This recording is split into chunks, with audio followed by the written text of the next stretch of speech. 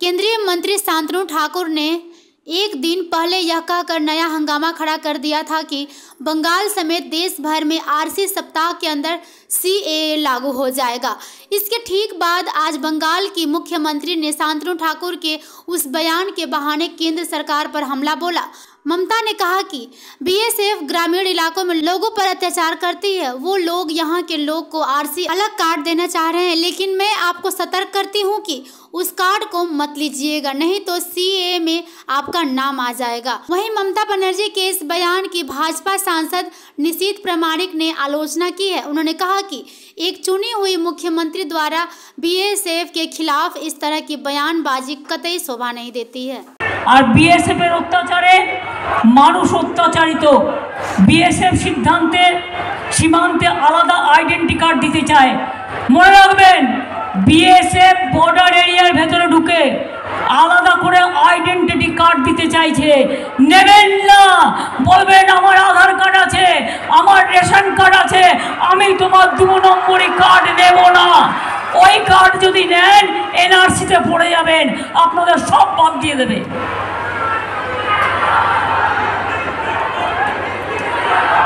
বিপদে পড়লে আমি আছি।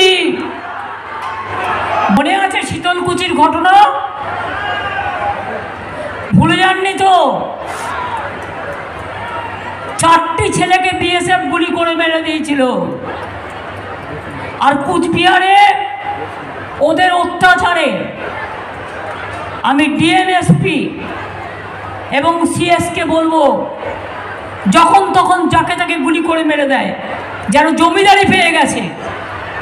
গ্রামে গঞ্জে ঢুকে কোনো অত্যাচার করলে সঙ্গে সঙ্গে থানায় এফআইআর করবেন, এটা মাথায় রাখবেন।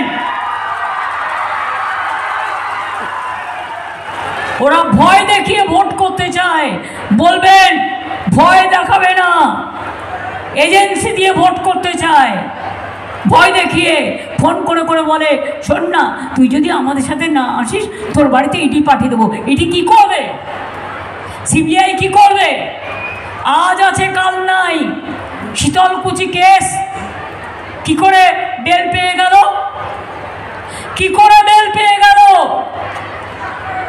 আমার আপত্তি আছে। খুনি যদি বেল পেয়ে যায়, মানুষ বিচার পাবে কোথার থেকে? সুপ্রিম কোর্ট ভার্ডিক্ট দিয়েছে, আমি এ নিয়ে কোনো মন্তব্য করব না, জাজমেন্ট নিয়ে বলা যায়। কি করে বেল পায়? তাহলে যে কোনো কেউ খুন করবে আর বেল পেয়ে যাবে। বিজেপি করলে সাদা, আর তৃণমূল করলে